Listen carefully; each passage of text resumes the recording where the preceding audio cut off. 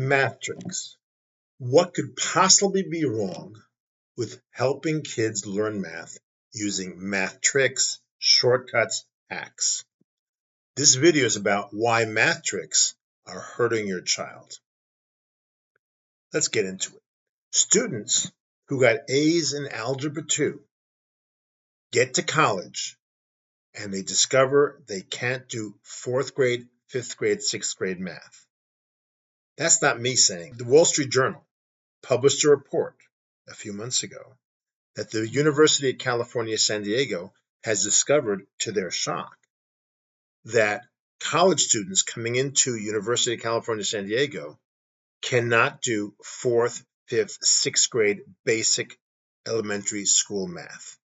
And so they created a remedial program for these kids, and there was a large number of them, and discovered that most of these kids, or most of these students, got A's in Algebra 2 in high school. How's that possible? On this video, I'm going to explain how that happens. I created a whole video that went viral about that subject with the Wall Street Journal. That's in the description. But let's talk about why this is. The culprit is those math tricks, those well-meaning math tricks. I had a parent a few years ago. I was working with their 7th grade student who was struggling with math in 7th grade. And I saw where the gaps were. And the mom says to me, teach my son the math tricks, teach him the tricks. And at that time, it puzzled me, like, why would I teach him the tricks? That's the cause of the problem. How can that be? Let me explain. So there are many tricks, and these methods, they call them methods. Have you ever heard about the butterfly method? Okay, or the substitution method, the elimination method? If you're doing algebra, you've certainly heard about FOIL. What can be wrong with FOIL? Everybody uses it. I'm going to explain why those tricks are actually the cause of the dysfunction and the misunderstandings in math. I spent the last 10, 15 years working with kids who are struggling with math. Some are getting A's in math and suddenly struggle. I work with kids preparing for their SATs. I work with kids in college and beyond college. And in every case, when I find a student struggling with algebra or algebra 1, algebra 2, geometry, trigonometry, I trace it almost every single time. I can trace back the problems to the way they were taught math in the 4th grade and 5th grade. They did fine back then. 4th grade is division, 5th grade is fractions, decimals, percentages. And the way it was taught, the way it's still taught to this day, is with a series of tricks, methods. Butterfly method. We'll go into that. What's wrong with the butterfly method? So the problem with these tricks and these methods, the fundamental problem, they're like painkillers. They solve the problem. They they cover over the problem. They make it look like, hey, they work. My kid suddenly was struggling, was failing, and now is doing well. So the tricks worked.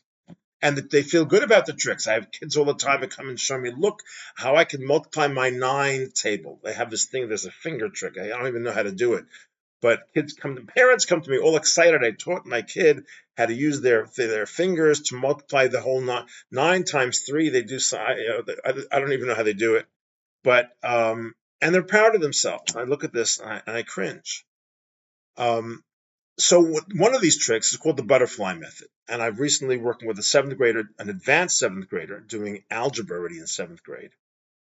And he actually does the algebra well, and yet does not do as well as he can. He fails it's inconsistent. He fails some tests. He does well in other tests.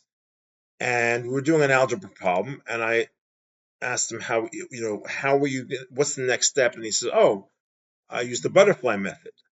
And I say, well, what is the butterfly method? When you say there's a method, okay, that it's a method to do something. But what happens is they've replaced the thing that they're doing with the name, with the name of the method. So, for example, I ask a kid, what are you learning in math? And they might say, the butterfly method. I said, the butterfly method to do what?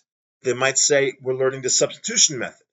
What it really means, the butterfly method is a method for adding fractions of unlike denominator.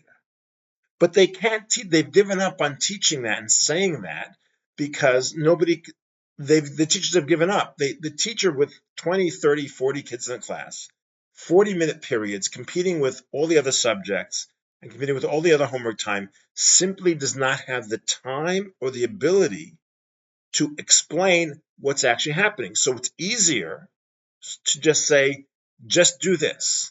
And you see the same thing in addition and subtraction and multiplication and division. So the problem with tricks are like painkillers.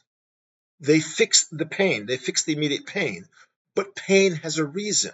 There's a reason for pain, and if you mask the pain, you could be creating a problem that comes back and bites you later. I personally, a few months ago, stepped on a nail.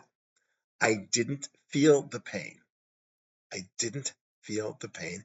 Because I didn't feel the pain, I walked on this nail in my shoe for 2 days.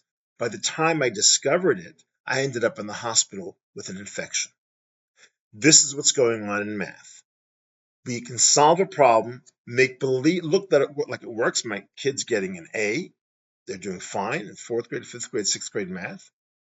And somehow, years later, they're struggling with math, ready to give up on math.